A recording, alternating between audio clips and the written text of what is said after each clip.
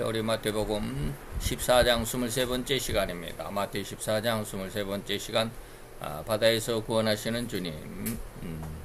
세 번째, 대가로 세 번째 바다에서 구원하시는 주님에서 세 번째 주여 나를 구원하소서라고 하는 이 말씀으로 마태 14장 28절 30절까지 우리 같이 한 목소리로 봉독합니다. 베드로가 대답하여 가로되 주여 만일 주시어든 나를 명하사 물 위로 오라 하소서 한데 오라 하시니 베드로가 배에서 내려 물 위로 걸어가서 예수께로 가되 바람을 보고 무서워 빠져가는지라 소리질러 가로되 주여 나를 구원하소서 하니 아멘.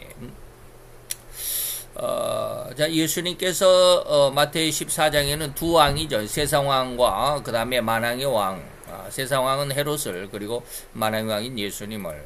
그래서 예수님은 우리에게 어떠한 은혜로우시냐, 빈들에서 구원하시고 산에서도 구원하시고 바다에서 구원하신다, 뭐 내용들 쭉 하셨고, 그래서 이제 바다에서 구원하시는데 세상 어디서든지 누구든지, 이 말이 어디서든지 누구든지, 그리고 하나님의 가장 큰 은혜, 우리에게 안심하라고 하시는 그런 은혜다. 그리고 이제 세 번째로 베드로의 그 나를 구원하소서라고 하는 이 말씀이 있습니다. 좀 오늘은 원고가 좀 깁니다. 그래서 빨리 갑니다. 자, 그때 베드로의 강구, 다시 말하면 베드로가 지금 바다 위로 걸어갈 수 있도록 예수님에게 요청을 했죠. 베드로가 대답하여 가로되 주여 만일 주시어든 나를 명하사 물 위로 오라 하소서. 물 위로 걸어가고 싶어하는 베드로의 마음이었습니다. 그래서 베드로가 그렇게 말합니다. 바다 위로 걷기를 예수님에게 요구했다라고 하는 것이죠. 자, 여러분은 인간의 습성 중에 한 단면을 알고 계십니까? 오직 자기만을 위한, 다시 말하면 이기적인, 너무나도 이기적인 습성이 있다라는 이 사실을 말입니다. 자기의 삶이, 자기의 그 모든 언행이 전부 이기적인, 나를 중심으로 한, 나 중심적인 그런 삶이다 라고 하는 것을 알고 있느냐, 이걸 아는 사람이 거의 없는 것 같아요.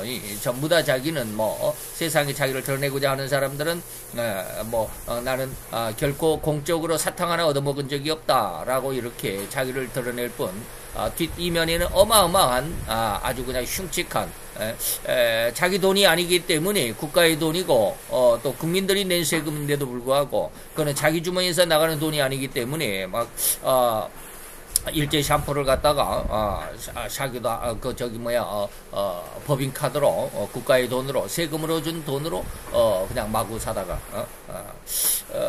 자기 뭐 냉장고를 그렇게 수시로 아주 어마어마하게, 그리고 아주 반듯하게 말이죠. 조그만 햄버거 같은 것도 조그만 그 속 레시피가 조금만 이상해도 먹지 않고 말이죠. 참 이런 사람들도 많죠. 지금 이 베드로 역시 이런 이기적인 욕심을 부리고 있다라는 것이죠. 자, 도대체 물속에 빠져가는 베드로가 나를 구원해 주소서라고 하는 이러한 상황, 또 베드로가 바다 위를 좀 걸어가고 싶다라고 하는 이것이 무슨 이기적인 욕심이다라고 이렇게 말하느냐, 한번 잘 생각해 보시기 바랍니다. 우리가 이러한 모습으로 살아갈 수밖에 없고, 이러한 모습으로 살아가는 우리들의 인생임을 우리가 알 수 있어야 된다라고 하는 것인데요. 봅시다. 물론 베드로 자신은 지금 이 순간에는 절대로 이는 내가 많은 사람 앞에서 나를 돋보이도록 해야만 해, 다시 말하면 내가 나도 바다 위를 걸어갈 수 있는 그런 능력이야 라고 이렇게 그렇게 세상에 드러내고자, 요즘 뭐 유튜버들처럼 말이죠, 그 뭡니까, 이 수영장 물 위를 걸어가는 그런 유튜버들이 있어요. 참 기가 막히더라고요. 어떻게 저렇게, 참, 그 피아노 줄 가지고 이렇게 딱 사람을 이렇게 매다는 것도 아닌데 그냥 물 위를 걸어가요. 그래서 그걸 또 뭡니까, 그 내막을 또 드러내고 밝혀내는 이러한 반대적인 이런 사람들이 항상 있죠. 그래서 그 사람들이 어떻게 하나 이렇게 봤더니 아주 투명한 플라스틱 의자들 디귿자로 이렇게 딱 만들어 가지고요. 우리 그 플라스틱 의자 있죠. 예. 근데 그것을 그 디귿자로 이렇게 만들어 가지고 이쪽으로는 튀어지겠죠. 양쪽으로만 이렇게 있겠죠. 예. 그래서 이것을 물에 한 2, 3cm 정도 밑으로 이렇게 쫙 깔아 놓는답니다. 그러면 투명하니까 물하고 색깔이 같으니까 안 보인대요. 아무리 카메라로 찍어도 안 보인답니다. 그래서 그 위를 그냥 살살 이렇게 뭐 자기가 그 물 위를 진짜 걸어가는 것처럼 연출을 하면서 걸어가는, 예, 그렇다고 그러더라고요. 그래서 야, 참 대단하다. 저런 사람들 어떻게 저렇게 머리를 막 그 마술쇼 하면 그러잖아요. 사람이 통 안에 들어갔는데 갑자기 없어지고 막 사라지고 갑자기 없는 빈통이 그냥 아름다운 아가씨가 막 나타나고 막 그러잖아요. 이런 것들이 전부 다 그런, 예, 자기를 돋보이려고. 그래야 많은 사람들이 우와 저 어떻게 하는 거야 라고 좀 관심을 갖고 말이죠. 이러한 그런 그 마음처럼 지금 베드로가 그러느냐? 그렇지는 않습니다. 이런 마음이라는 것은 우리가 장담할 수는 없습니다만은 또한 베드로의 마음을 다 안다고 우리가 섣불리 장담할 수도 없을 뿐 아니겠습니까? 그런데도 인간의 습성에 내지한 그 마음은 절대로 수가성 여인의 마음과 같을 뿐이라고 진단하고 해석해야만 하는 것입니다. 수가성 여인은 뭡니까? 자기는 예수님에게 물 한 잔 주지도 않으면서 예수님 나에게 그거 주세요. 그거 주세요. 영원히 목마르지 않을 물 좀 주세요. 라고 하는 것이죠. 오늘날 세상의 모습이 그렇습니다. 자기는 무엇인가 세상에 내어놓지도 않고 자기에게만 달라고 하는 이러한 어린아이의 그 욕심과도 같이 말이죠. 그 베드로는 자신이 하나님이 원하시고 요구하시는 모든 면에서 절대로 순종할 수 있는 상황이나 신앙의 성장함이 아닐 뿐이다 라고 하는. 자, 이제 지금까지는 이제 조금 현상적인 현실적인 믿음이 아닌, 그러나 이제 여기서부터는 신앙 안으로 한번 이 말씀을 다시 말하면 이기적인, 너무나도 이기적인 습성이 있다라는 것을 우리가 신앙 안에서 한번 살펴보자 라고 하는 것이죠. 다시 말하면 베드로는 지금 이거 잘 이해할 수 있어야 합니다. 하나님이 원하시고 요구하시는 모든 면에서 절대적으로 순종할 수 있는 그런 상황, 그런 신앙으로 성장해 있는 것이 아님에도 불구하고, 다시 말하면 내가 가질 수도 없는데 가지려고 하는 이런 뜻이란 말입니다. 마치 어린아이가 엄마가 부엌에서 요리하는 일이 너무나도 좋고 멋있어 보여서 자기도 한번 해보고자 엄마의 손에 들린 그 부엌칼을 달라고 아주 떼를 쓰는 그런 상황과 너무나도 똑같습니다. 자기는 아직 그 부엌칼을 충분히 다루지도 못할 어린아이이기 때문에 부엌칼이 무거운 부엌칼을 다룰 수도 없는 힘이지만 또 그것을 어떻게 사용하는지도 잘 모르는 어린아이니까 아주 날카로운 그 칼을 제대로 뭡니까? 제압할 수 있는, 어떻게 잘 사용할 수 있는 그러한 아직 능력이 없음에도 불구하고 그 칼을 달라고 그런다 이 말입니다. 엄마 손에 들려있는 칼이 뚝딱뚝딱 잘 썰리고 무엇인가 만들어내니까 말이죠. 자기는 절대로 그 일을 할 수 없는데도 불구하고 말이죠. 너무도 나약한 존재임을 스스로는 절대 알지 못하고 있으면서 오직 자기 욕심에 의해서 나도 엄마처럼 할 거야 라는 이러한 욕심이다 이 말입니다. 그래서 베드로가 바닷물을 절대 걸을 수 있는 능력이나 실력의 소유자가 아니었습니다. 바닷물을 걸을 수 없습니다. 그런데 예수님이 바다 위로 걸어오시니까 나도 한번 해보고 싶다, 이런 꼭 어린아이 같은 이런 모습이죠. 그런데도 이것을 욕심냈다라고 지금 여러분들에게 제가 지금 조금 측면에서 이렇게 말합니다. 인간은 절대적으로 이기적인 습성이 있다라고 하는 것, 이기적인 습성이다라고 하는 것을 여러분들에게 지금 드러내고 있습니다. 그래서 베드로는 절대로 걸을 수 있는 능력이나 바다 위를 걸 수 있는 능력이나 어떤 그 실력을 가질 수 있는 그런 존재가 아니었습니다. 그럼에도 불구하고 마치 나도 예수님처럼 물 위를 걸어보고 싶다는 욕심으로 그렇게 요구했다 이 말입니다. 능력도 안 되면서 오늘날 우리들의 성도들의 거의 많은 기도가 바로 여기에 있습니다. 내가 그것을 얻지도 못하면서 수가성 여인처럼 그저 욕심적으로 그것이 좋으니까 교회 가면 무엇이 된대, 기도하면 무엇을 이루어 주신대, 어떤 기도를 응답해 주신대 라고 하니까 무조건 욕심적으로 말입니다. 모든 인간은 절대 이 베드로의 모습에서 그 예외적인 사람이 없습니다. 벗어나는 사람도 없습니다.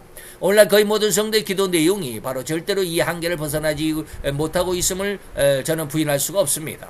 그 신자 자신은 하나님의 원하신 하나님의 요구하신 진정 하나님께서 원하시는 그 신앙에 절대로 미치지도 못하는 너무나도 나약한 믿음의 수준이면서도 오히려 자신이 이 세상에서 원하는 모든 것을 다 달라고 주실 수 있을 것이라고 강력하게 강구하는 이러한 기도일 뿐이다. 자기의 믿음은 아직 성장하지 않았으면서 그저 좋은 것만 이 말이죠. 조금 부끄러운 한 예를 한번 찾아보도록 하겠습니다. 제가 이거 전도사 때 들었던 이야기거든요. 어느 한 교회 집사님이 계셨습니다. 그녀의 딸이 대학 입시 기간이 되었습니다. 그래서 목사님에게 자기 딸을 위해서 기도해달라고, 반드시 최고의 대학이 합격하게 해달라고 그렇게 기도 요청을 했습니다. 그런데 어떡합니까? 입시의 결과는 어떻게 안타깝게도 그 딸은 그 학교에서 불합격되고 말았습니다. 그러고 나니까 그 후에 그 집사님이 교회 목사님을 찾아와서 울며 불며 난동을 부리기 시작했습니다. 목사님이 기도를 강력하게 해주지 않아서 우리 애가 떨어졌다고 이 말입니다. 이런 예가 없을 것 같은데 있습니다. 참 기가 막히죠. 없어야만 하고 없을 것만 같은데 있습니다. 어쨌든 우리 인간은 절대로 신자라 할지라도 말이죠. 하나님의 영광을 이룰 수도, 하나님의 영광을 이루어드릴 수도 없는 너무나도 나약한 존재라는 이 사실에서 우리는 결코 허리만큼도 벗어날 수 없음을 철저하게 깨달을 수 있게 되기를 바랍니다. 이를 철저하게 깨닫고 자신의 모든 인생을 하나님께 내맡기는 신앙으로 성장할 수 있기를 더욱 노력하는 귀한 수고가 함께 하나님께 올려드릴 수 있기를 축원해 드립니다. 그래서 시편 37편 4절에서 6절 그 중에 5절에 보니까 너의 길을 여호와께 맡기라. 저를 여호와를 의지하면 저가 모든 것을 이루어 줄 거야 라고 하십니다.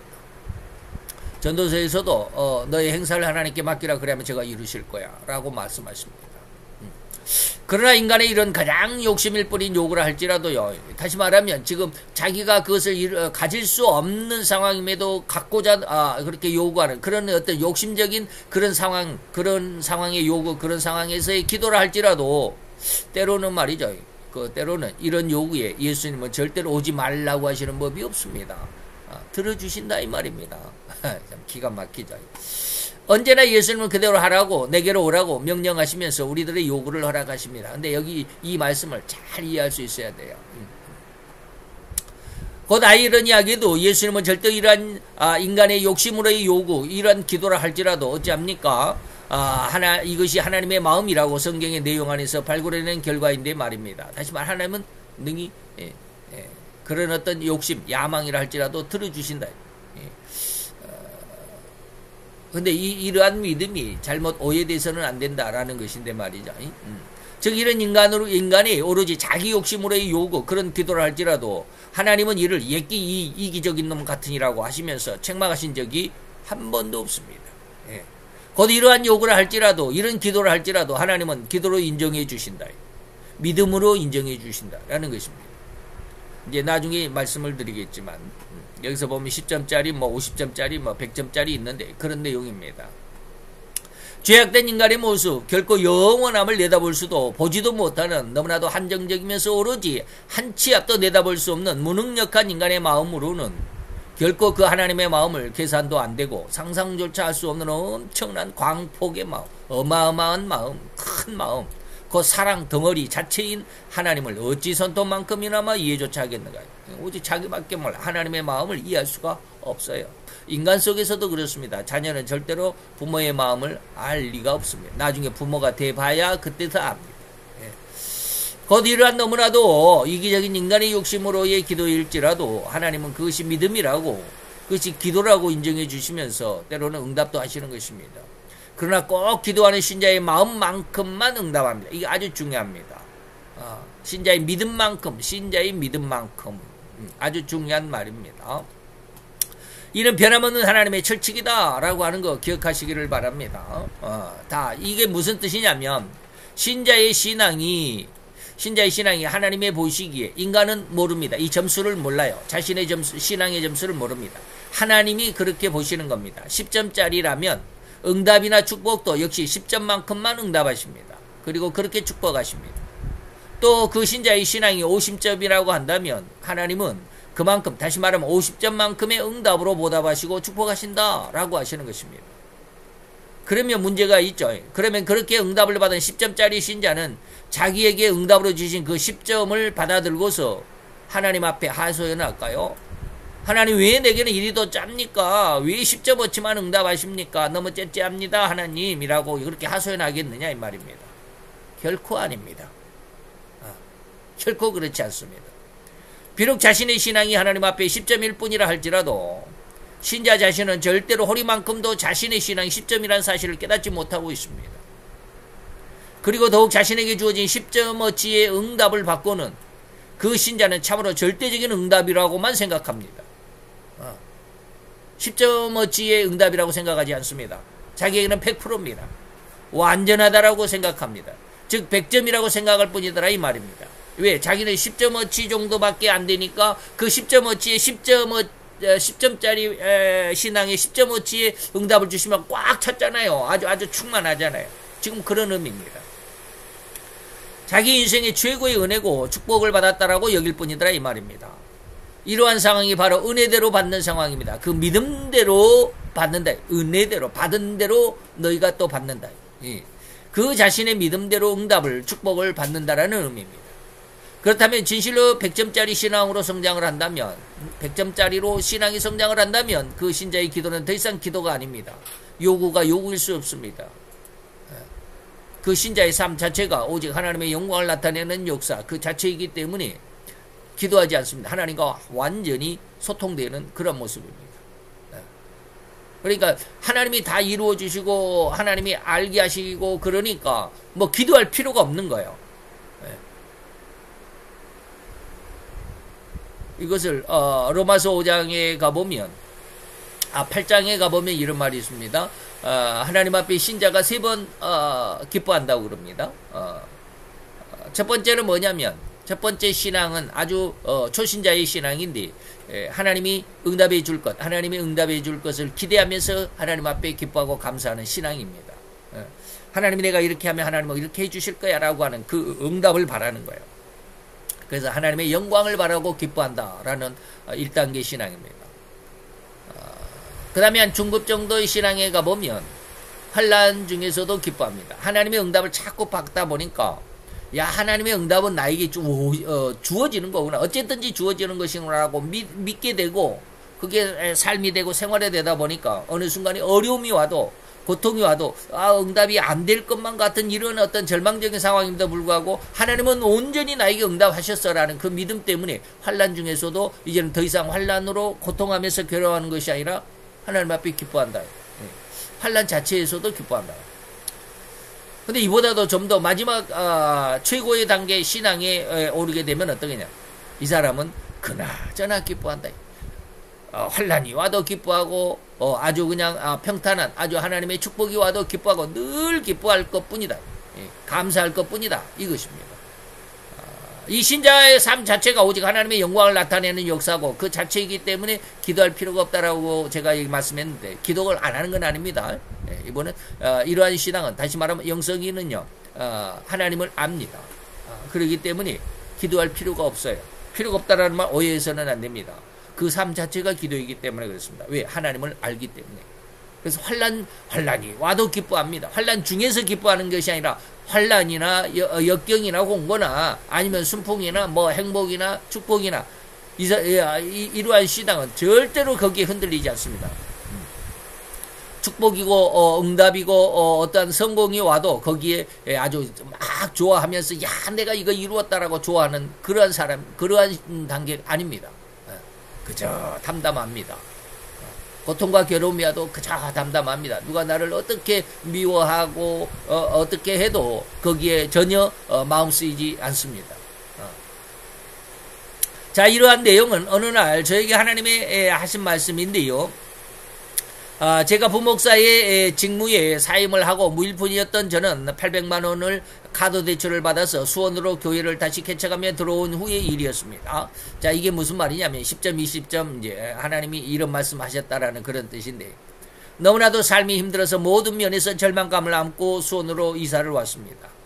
약속을 지키지 않는 사람들의 그 속내, 사람들에게 속았다라는 그것도 정작 가장 신뢰할 수밖에 없는 신뢰할 수 있어야 하는 그런 직분이나 그런 지위의 사람이라고 생각했던 목회자들에게 속았다 목회자들이 그 약속을 안 지켰다 속았다라는 말이 좀 그러는데 목회자들이 약속을 안 지킨다라는 그런 생각과 현실이 절망감이란 이루 형언할 수 없을 정도의 그런 시기였습니다.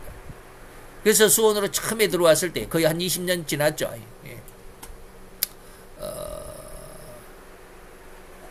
딱 20년이네요. 딱 20년입니다. 2002년 한국과 일본 연합해가지고 그 월드컵이 있었습니다. 그것을 끝내고 제가 평택으로 부목사로 갔다가 1년 만에 다시 또 이제 옆에 수원의 옆에 시에 왔다가 1년 만에 다시 왔는데 좌우지간 그랬습니다. 그러니까 2004년도에 아마 제가 수원으로 들어왔을 것입니다. 그러니까 딱 20년이 됐네요. 예, 예. 바로 20년 전에 그래서 사람을 만날 수도 없는, 만나기가 두렵고 무섭다라는 그런 생각과 그런 심정, 이른바 대인기피증까지 겹쳐서 집 밖을 나갈 수가 없었을 만큼 힘든 나날을 보내고 있었습니다. 집 앞길 건너에 수원 화서시장이 있는데요. 거기에 나가는 것도 힘들어했던 시기입니다. 밖에 나갈 수가 없었어요. 예, 나가지도 못하고 나갈 수도 없고, 사람 보는 게 두렵고 무섭고 막 그래가지고, 그래서 이제 막 이사를 했기 때문에 딸내미를 집 가까이에 있는 초등학교에 바래다주고 돌아오는 길이 갑자기 길을 걷는 저의 마음속에 하나님이 이렇게 말씀하는 것이었습니다. 10점짜리, 20점짜리, 30점짜리 땡땡땡땡 해가지고 100점짜리 신앙이 있단다 라고 하시는 이 말씀을 하나님이 저에게 하셨습니다. 그 신자의 신앙 과정이라고 생각해도 될 것입니다.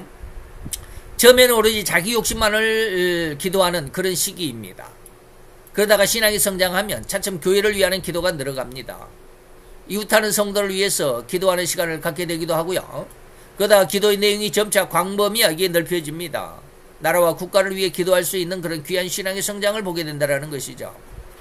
그러다가 급기야 신자의 신앙이 어느 정도의 수준에 이르게 되면 그는 이제 하나님의 말씀인 성경에 온통 관심을 두게 됩니다. 이건 이제 진리의 단계다. 제가 늘 이야기합니다. 아직 영은 모르고 진리의 단계다. 예. 그래서 성경이 과연 이 사회에서 이 나라에서 그리고 이 사람들에게서 어떻게 이루어져 가는가가 보이게 된다는 의미입니다. 성경 말씀이 그냥 보여지게 되는 거예요. 좀 저도 이런 경험을 좀 많이 했다라고 해야 되나? 자우지가 보여져요. 세상 그냥 이런 일반 그냥 이렇게 길거리를 가는데 길거리 가는 상황 속에서 이것이 하나님은 어떤 말씀이 지금 이 상황이 이루어져 가는 것이구나라는 게 그냥 읽혀져요. 그냥. 그래서 아브라함의 조카 롯은 소돔성의 거의 모든 사람 그들이 오로지 엄청난 비루 같은 그런 아주 그냥 이 뒷골모 그런 조폭 같은 이런 삶에 안타까운 마음으로 하나님께 늘 토로했다라고 베드로는 증언하고 있었습니다. 베드로후서 2장 6절 8절에 보면 8절에 이 의인이 롯이죠. 소돔과 고모라 성을 멸망하기로 작정할 때 아브라함의 조카 롯을 이야기합니다. 이 의인이 저희 중에 이 무법한 자들 가운데 거하며 날마다 저 불법한 행실을 보고 들음으로써 뭐 했느냐? 그 의로운 심령을 상하고 있었다. 안타까워했다. 세상이 이렇게 흉악하게 변했다라고 하는 것. 그것을 지금 롯은 마음을 상하고 있었다. 바로 이러한 과정, 곧 이것이 바로 신앙이 성장함에 따라서 그 신자의 기도와 기도 내용과 방향이 달라지게 되는 것이다. 근데 세상을 보고 아직 그 하나님의 이러한 그 안타까운 이 불법한 행실을 보지 못한다면 좀 곤란합니다. 아직도 세상은 그저 좋기만 하다. 세상은 내 욕심과 야망을 이루어야 되겠다라고만 생각하고 그렇게만 살아가면 곤란하다 이 말입니다. 오늘 롯은 뭐요? 이러한 불법한 행실을 통해서 그의 심령, 의로운 심령이다라고 이렇게 표현합니다. 의로운 심령을 날마다 상하고 있었다. 안타까워했다. 그러면서 이제 기도의 깊이도 또한 변하고 성장하는 이러한 성도의 신앙의 성장 과정입니다. 그리고 급기야 이 신자가 만약에 100점짜리가 된다면 아마 그는 기도가 필요하지 않을 것이라고 저 백학년 목사는 생각하고 있습니다. 그러한 100점짜리 신앙을 저는 이제 영성인이라고 지칭하고 있는데 그는 이미 모든 면에서 오로지 하나님의 영광만을 위해 살아갈 수 있는 사람으로 성장했고 변화했기 때문에 그의 모든 생각은 오직 하나님이 계획한 의도의 한편이며 그 하나님의 영광을 위한 삶이기 때문에 기도할 필요가 없을 정도로 그 삶 자체, 생각 자체가 하나님과 합치되어 있다. 진짜로 하나님이 된다는 뜻은 아닙니다. 하나님을 알고 있다. 이런 뜻입니다. 물론 제가 강조하기 위해 이런 말을 하지만 영성인이 되었을지라도 저는 기도는 해야만 옳습니다. 기도하지 않는 신자는 영성인은 있을 수가 없을 뿐이기 때문입니다. 저의 이 반어적인 강조점을 잘 이해해 주셨으면 좋겠습니다. 자, 곧 하나님은 이렇게 신자의 아주 사적이면서 이기적인 기도일지라도 믿음으로 보시고 성장시키기 위해 응답하시고 인도해 가시면서 신앙 성장을 돕는다는 의미입니다. 다시 말하면 하나님은 100점짜리에게만 응답하신다면 10점짜리 신앙이 어떻게 성장하겠습니까? 어린아이에게 너는 왜 대학 이 미분 적군을 왜 몰라라고 이제 막 태어나서 이제 연필 잡을 수 있는 아직 유치원도 들어가기 전에 아니면 유치원생에게 미분 적분 못한다고 막 닥달해봐야 무슨 소용이 있겠냐 이 말이에요. 신앙은 성장되어가 과정이 있습니다. 10점짜리에게는 10.5치만큼만 어린아이에게는 사탕이라도 하나 주면서 달래면서 얼래면서 데리고 가야 된다. 이런 뜻이죠. 최 목사님, 저희 스승 목사님의 한 일화가 있었습니다. 어렸을 적에 마을 앞에 개울가를 지나가다가 오늘 이 베드로의 그 내용을 기억을 하면서 생각을 하면서 나도 믿음이 있으니까 물 위를 걸어보겠다라고 개울가에 그 옛날에는 아낙네들이 나와서 뭐 요즘처럼 그렇게 뭐 세탁기가 있는 그런 시대가 아니니까 전부 다 개울가에 가서 그 추운 겨울에도 막 빨래하고 그러죠. 동네 아줌마들이 많이 빨래를 하고 있었을 때였나 봅니다. 거기에서 그 많은 아줌마들이 빨래하고 있는데 겨울을 물 위를 걸어보겠다라고 겨울에 발을 디뎠다가 풍덩 빠지고 말았다. 그래서 아줌마들이 막 웃었다고. 이러한 예화도 있었던 것처럼 우리는 믿음이 있다고 해서 다 되는 것. 나는 아직 할 수 없는데 이런 것입니다.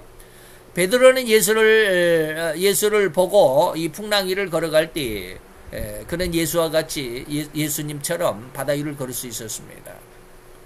자, 이러한 이기적이고 극히 이기적인 이런 믿음일지라도 하나님은 베드로의 간청을 들어주셨다 이 말입니다. 반대적인 의미로 한번 생각해 보면 베드로는 지극히 이기적인 믿음이었을지라도 믿음은 믿음이었다라는 겁니다. 아직은 완벽한 100점짜리 믿음은 아니었을지라도 이 말입니다. 잘 이해할 수 있기를 바랍니다. 그래서 그가 원하는 대로 무리를 걷게 되었던 것입니다. 신자는 절대로 이때 응답을 얻었다라고 이렇게 나는 무리를 걸어갈 수 있어 라고 자만하지 말라 이 말입니다. 응답을 얻었다라고 하나님이 내게 내 기도를 들으셨다라고 하는 그런 마음으로 이 교만으로 치달아 나가서는 안 됩니다. 이러한 기도의 응답이 절대로 겸손함으로 하나님의 존재를 더욱 믿는 믿음으로 굳세게 성장해 갈 수 있도록 믿음의 경주의 박차를 더욱 강렬하게 가야만 한다. 이러한 그 기도하면서 하나님의 응답이 일희일배 한 번 기뻐하고 한 번 슬퍼하고 일희 일비 슬플 비자 그래서는 안 되죠. 희는 뭡니까? 이쪽에서는 즐거워하고 또 금방 있다가 또 슬퍼하고 그렇게 일희일비하지 말라라고 하는 것입니다. 이것이 바로 하나님이 우리 성도들에게 응답하시면서 이끌어가시는 신앙 성장 과정이고 하나님의 의도라는 사실을 우리는 잘 이해하시기를 바랍니다. 자, 그런데 이런 기도의 응답이 성도는 절대로 자기 흥분에 빠져 들어가지 않을 수가 없습니다. 이렇게 응답을 받으면 하나님이 내게 응답해 줬어. 자랑한다. 너무나도 즐겁고 너무나도 흥분된 마음을 다잡지 못하는 경우에 그런 지경에 이르게도 된다는 이 말입니다. 그래서 곧 자기에게 엄청난 하나님의 응답의 결과인 이 축복이 주어질 것이라고 믿어버리게 된 계속 하게 되면 계속 하나님의 응답하시고 하면은 교만이 생기게 된다. 지금 하나님이 응답하셨기에 응답이 이미 왔다고 다시 말하면 성경 말씀이 이미 내 믿은 대로 될지어다. 네가 기도한 대로 다 이루어진다 라고 하니까 그것을 그냥 응답이 왔다고 나에게 너무 가까이 와 있다고 믿어버린다 이 말입니다. 자, 이 말이 제가 왜 이렇게 하는지 한번 잘 이제 기억하시고 되새겨 보시기 바랍니다. 자, 그러나 하나님은 많은 경우에 이렇게 응답을 했지만 다시 말하면 네 믿음대로 된다. 네가 기도한 대로 내가 다 이루어질게 라고 말씀을 하셨지만 이러한 경우에 당장 이루어 주시지는 않습니다. 어린아이가 칼을 달라고 하면 이 칼을 줄게 다음에 줄게 라고 엄마는 말할 겁니다. 다음에 줄게. 자, 그런 뜻입니다. 절대로 그 기도에 응답하셨을지라도 그 응답이 정작 그 성도에게 축복으로 현실적인 축복으로 이루어질 때는 절대로 그 성도의 신앙이 그 하나님의 응답을 받을 수 있을 정도의 성장을 이루었을 때야 비로소 주어진다는 것을 우리는 잊지 말기를 권면해 드립니다. 제가 가끔 가다가 제가 군포에서 있을 때 절벽 끄트머리에서 나뭇가지를 붙잡고 매달려 있으면서 하나님 그 손을 놓으라라는 그런 어떤 환상을 봤다라고 이런 말씀을 드리잖아요. 아직은 놓을 때가 못 된 것 같아요. 그래서 요즘에 너무나도 힘듭니다.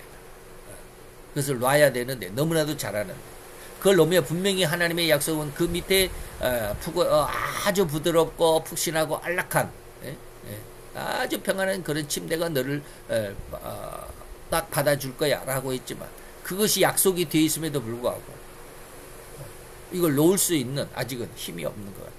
그런 힘이 없는 그런 뭐라 그럴까 믿음이 없다. 이거는 내가 놓는 것이 아니고 하나님이 내게 믿음을 주었을 때 그냥 자연스럽게 놓아진.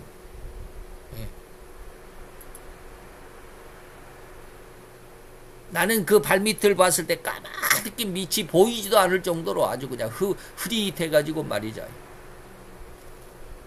놓으면 거기에 떨어져가지고 그 천길랑 떨어져가지고 산산이 부서지고 말이야 온몸이. 근데 어쩌면 이런 생각도 듭니다. 어쩌면 손을 놓는 순간 그냥 공중에 붕 자유자재로 새가 날아다니는 것처럼 그렇게 자유로움을 느낄 수 있는 그런 상황이 될 수도 있다라는 그런 생각을 해보게 됩니다. 어쨌든지 거기 예수님이 베드로에게 오라라고 응답했을지라도 베드로가 물 위를 걸을 수 있을 때는 이후 진짜로 베드로가 물 위를 걸을 수 있을 때는 뭡니까? 예수님의 부활 후에 갈릴리 바다에서 이루어졌습니다. 오라라고 했는데 그때 당시에는 지금 이 마태 14장에서는 빠졌잖아요. 근데 요한복음 21장에서는 진짜로 걸어갔습니다. 아니 뛰어갔습니다. 물 위를 뛰어갔습니다. 다시 말하면 베드로에게 오라라고 하신 이 응답이 이후에 이루어졌다라고 하는 것입니다. 다시 말하면 하나님의 응답을 내가 충분히 내가 그것을 받을 수 있을 때 하나님의 응답이 왔다고 내가 교만하는 것이 아니라 그 성도는 그 응답을 절대로 받아들일 수 있는 그 신앙으로 성장이 이루어졌을 때야 비로소 이것이 이루어진다. 그래서 베드로에게 오라라고 하셨던 이 응답은 당장에는 이루어지지 않았지만 이후에 요한복음 21장에 가서는 마지막 예수님의 부활하신 후에는 이루어졌다라고 하는 것입니다. 그래서 하나님의 말씀은 절대로 100% 이루어진다. 지금 당장에는 잠시 이루어진 것 같았을지라도 금시 바람을 보고 빠져갔었습니다. 그런데 이후 예수님의 부활하신 모습으로 다시 베드로의 앞에 나타나실 때는 진짜로 물 위를 50간이라고 성경에는 말하고 있습니다. 오늘날 우리 현대 미터법으로 보면 약 한 50m쯤 거의 비슷한 것 같아요. 50m쯤 이것을 걸어서 뛰어서 내리달렸던 것입니다. 다시 말하면 요한복음 21장 7절 8절에 보니까 배를 이제 다시 고기를 잡고 있을 때 예수의 사랑하시는 그 제자, 다시 말해서 사도 요한이죠. 사도가 베드로에게 이르면서 해변가에 주님이 나타나셨다라고 그러니까 시몬 베드로는 이제 예수님 나를 이 물 위로 걸어오라고 하소서라고 요구하지도 않고 그냥 주라는 말을 듣고 그냥 겉옷을 다시 주워 입고는 바다로 뛰어내리더라라고 했습니다. 그런데 그 거리가 한 50간쯤 되었다라고 이렇게 말하고 있습니다. 그래서 이 50간이라고 하는 것은 오늘날 미터법으로 한 50m 좀 비슷한 그러니까 해변에서 한 50m쯤이면 상당히 깊겠죠. 그러니까 그물을 던지고 그물을 가지고 물고기를 잡고 있었겠죠. 거기를 배를 뛰어내려서 겉옷을 집어 입고는 바다로 뛰어내렸다라고 하는 것입니다. 곧 지금 당장에 베드로는 아직은 그가 원하는 대로의 신앙 성장을 이루지 못한 상태였다라는 말이죠. 지금 마태 14장에는 지금 그렇습니다. 아직은 파도를 보고 무서워할 뿐인 그런 상황입니다. 아직은 세상을 두려워하고 세상의 환난과 마귀의 방해 공작에 너무나도 힘없이 속절없이 흔들리고 무릎을 꿇을 수밖에 없는 너무나도 나약한 믿음, 곧 이를 기독교계에서는 세속적인 신앙이라고 부르는데 진실로 신앙을 가진 신자로서 그가 비록 신학자고 특정 단체 총회장이라는 직분을 가진 자라 할지라도 그의 신앙 인격 안에는 절대로 이 세속적인 믿음이 없을 수가 없다는 점을 전제로 제가 이 말씀을 드렸고 여러분도 이것을 기억할 수 있어야만 합니다. 이런 베드로가 이후 예수님의 부활을 목격한 뒤에는 절대로 이전에 두려워하고 부인하고 그리고 또 새 속에 빠져 허덕이던 물속에 빠져가면서 나 죽습니다. 날 살려주세요 라고 하는 이러한 습성이 이제는 전혀 세상을 두려워하는 믿음이 아니게 되었다 이 말입니다. 세상을 이기게 됐다. 이제는 진정으로 예수님을 하나님으로 인류의 구세주로 믿는 완전하고 철저하게 믿을 수 있는 믿음으로 성장해 있었더라 이 말입니다. 이러한 믿음과 믿음을 가진 믿음이 그런 마음이 진실로 세상을 이기는 믿음이라고 할 수 있습니다. 이를 잘 이해할 수 있기를 축원해 드립니다. 곧 하나님에게는 절대로 인간의 삶을 유지해가는 시간이라는 피조물에 하나님은 얽매일 수가 없죠. 하나님은 절대로 인간의 공간이나 인간의 시간에 얽매일 수 없습니다. 곧 하나님은 절대로 성도가 기도하는 그 순간에 응답하시거나 축복하신다라는 의미라기보다는 잘 이해할 수 있기를 바랍니다. 하나님은 우리에게 지금 내 기도에 응답하셨다라는 의미는 하나님은 시간적인 존재가 아니기 때문에 하나님은 진실로 시간의 차원을 넘어서 그 기도하는 성도의 신앙이 성장한 상황을 이미 아시기 때문에 그 때를 미리 내다보고 그 시간을 초월해서 미리 미래의 시간을 보시고 응답하시고 축복하신다라는 개념으로 이 기도의 응답을 잘 이해할 수 있기를 축원해 드립니다. 베드로가 바다의 물결을 보고 무서워했을 때 빠져갔다라고 기록하고 있죠. 그래서 히브리서 기자는 이렇게 말했습니다. 인간은 죽기를 무서워하므로 일생에 매여 종노릇하는 모든 자다. 인간은 바로 베드로가 이 물결을 보고 무서워했다. 파도를 보고 무서워했다. 그리고 거기에 빠져갔다라는 이런 기록과 인간이 그래서 이 죽음의 종의 모습으로 그래서 죽기가 두렵기 때문에 죽음이 두렵기 때문에 일생을 그저 그냥 세상이 원하는 대로 살아간다. 일생에 매여 종노릇하는 그런 삶으로 살아간다. 흔히들 바다와 파도 그리고 거친 물결을 세상에 풍파라고 하죠.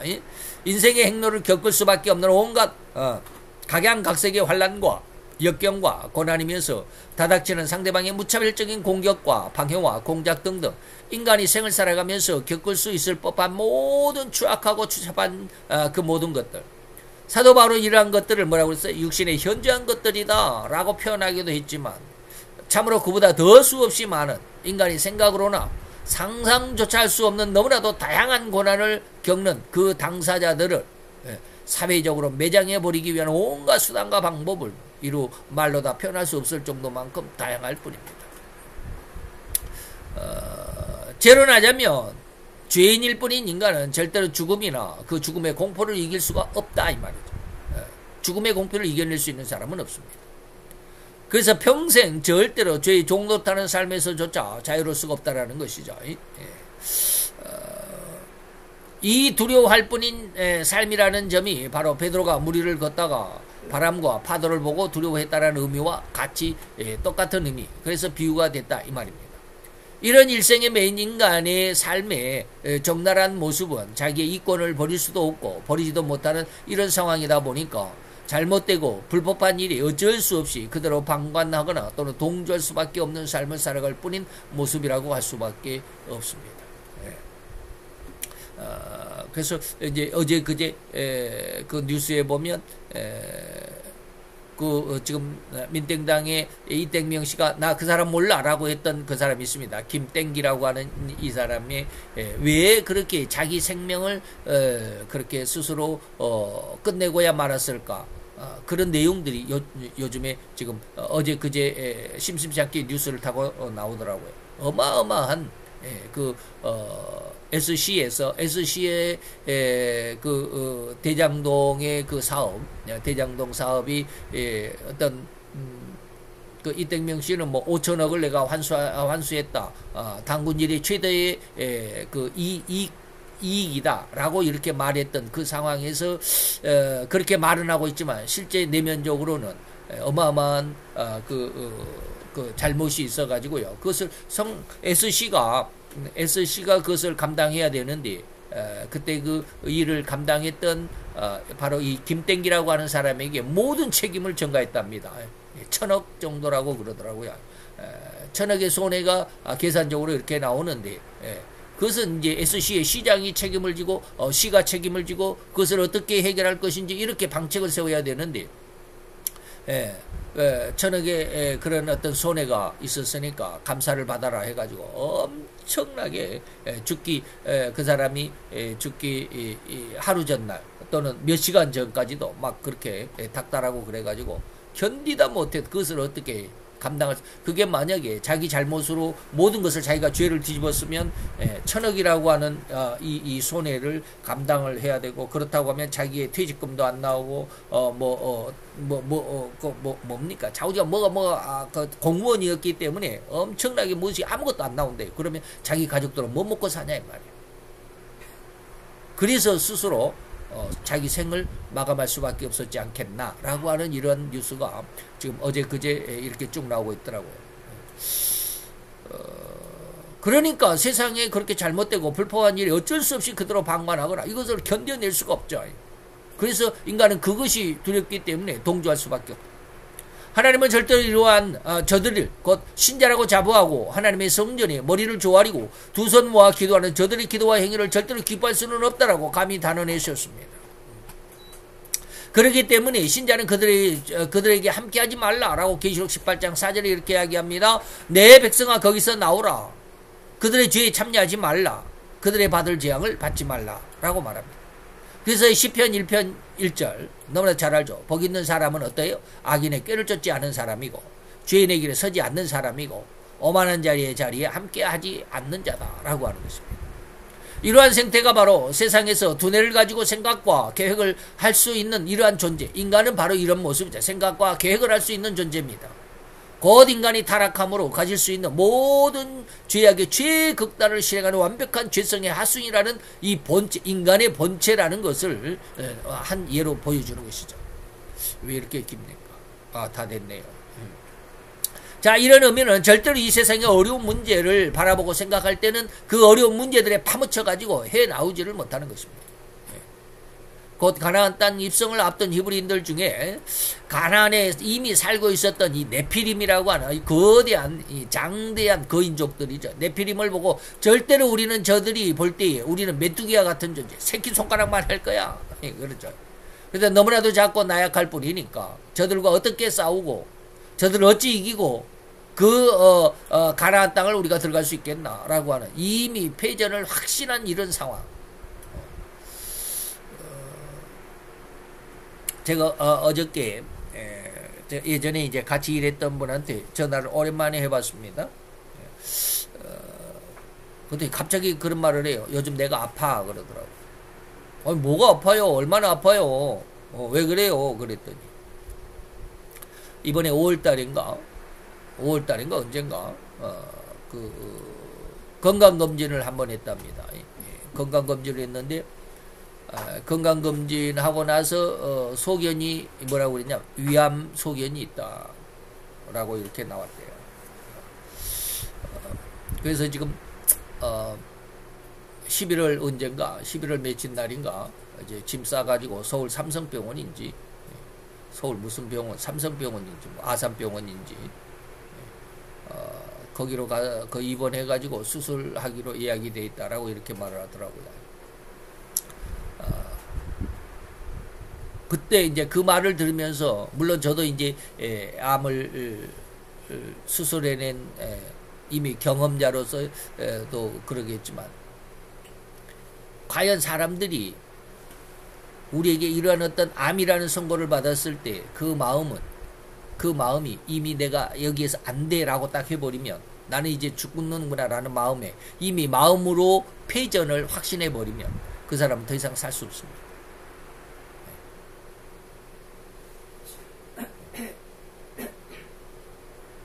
그래서 제가 지금 요즘 굉장히 마음이 힘들어요. 마음이 힘든 것은 지금 제 삶의 모습이 그렇기 때문에 하루에도 뭐 5-6번씩 화장실을 가면 주위에 굉장히 부담이 됩니다. 눈치 보이기도 하고.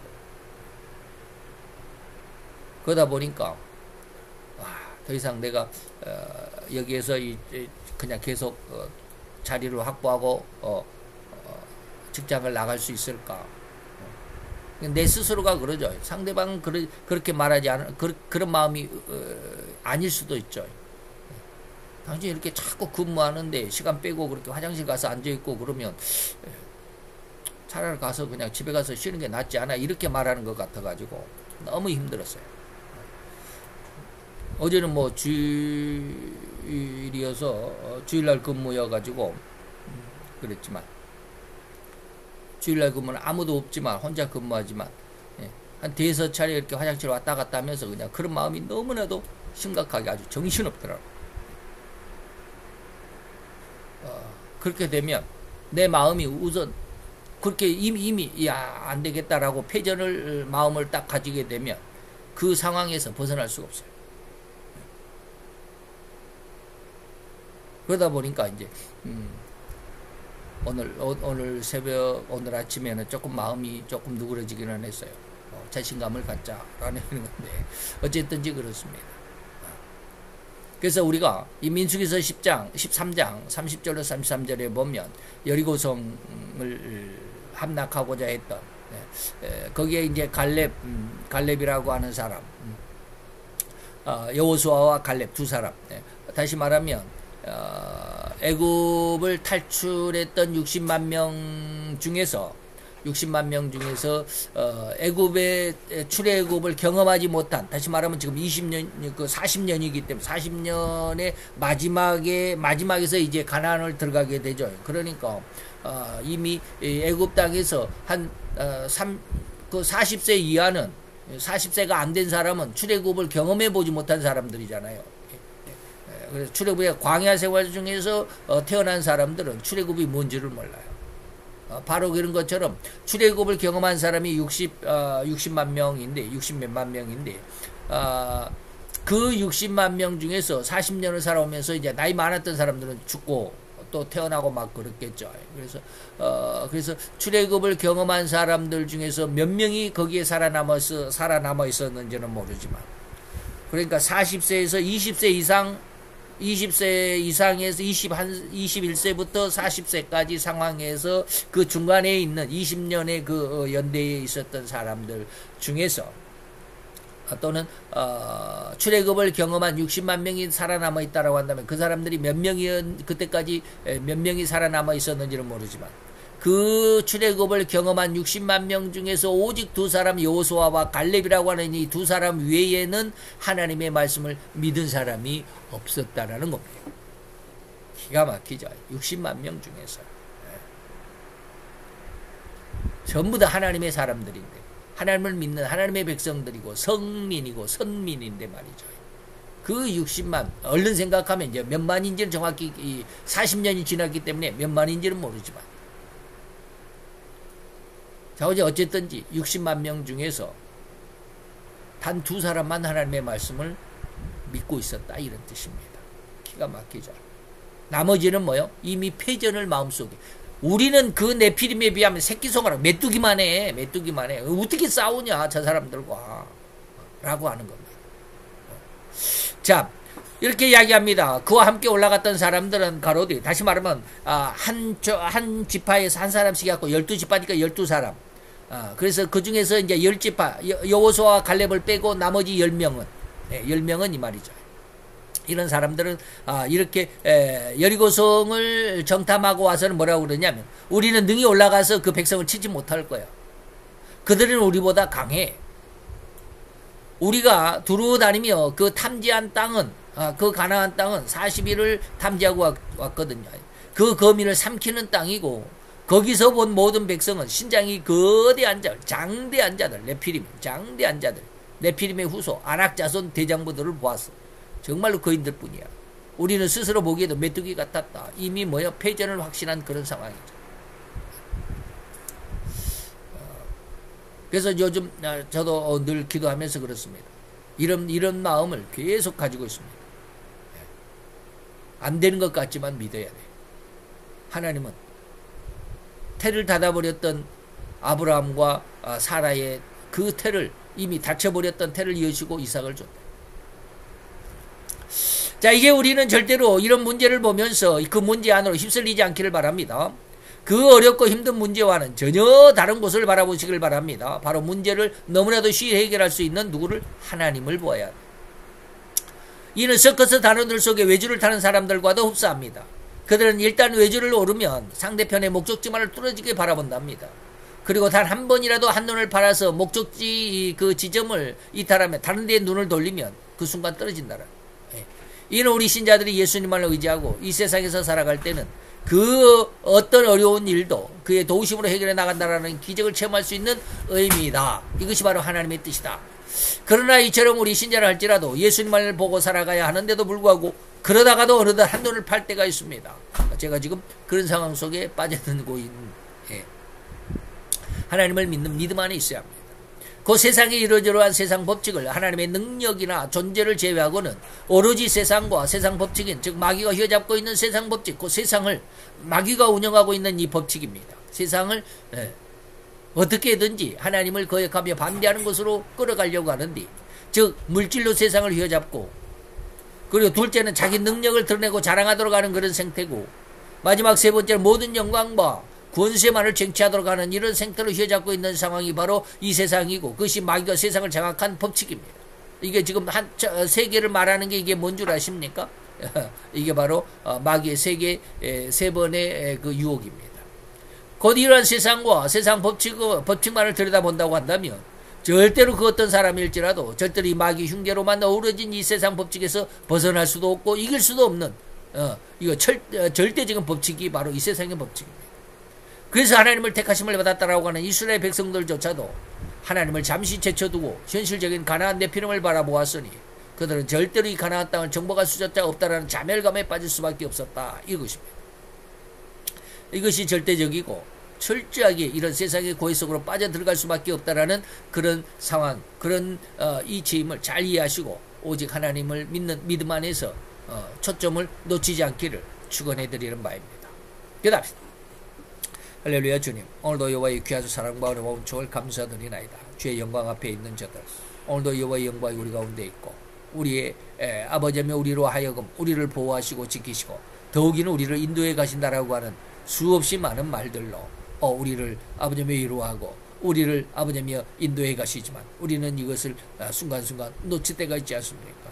아니, 놓칠 때가 있는 것이 아니라 우리는 모든 상황 속에서 모든 시간들 속에서 하나님을 알지도 깨닫지도 느끼지도 못하는 상황으로 그저 살아갈 뿐입니다. 안타까운 저들의 모습 주님 불쌍히 여기시고 하나님 안에서 하나님을 믿는 믿음 안에서 결코 떠나가지 않는, 그래서 오히려 올곧고 더 굳센 아버지며 귀한 신앙의 뿌리로 뿌리를 내리고 결코 바람이 불거나 비가 오거나 홍수가 난다 할지라도 흔들리지 않고 무너지지 않는 굳건한 신앙의 아름다운 하나님의 아들과 딸들의 건축이 될 수 있게 도와주시옵소서. 우리 모든 신앙들, 우리 모든 심령들 하나님의 귀한 은혜와 은총으로 붙들어 주심을 믿고 감사를 드리고 예수 그리스도의 이름으로 기도하여 싸움나이다. 아멘.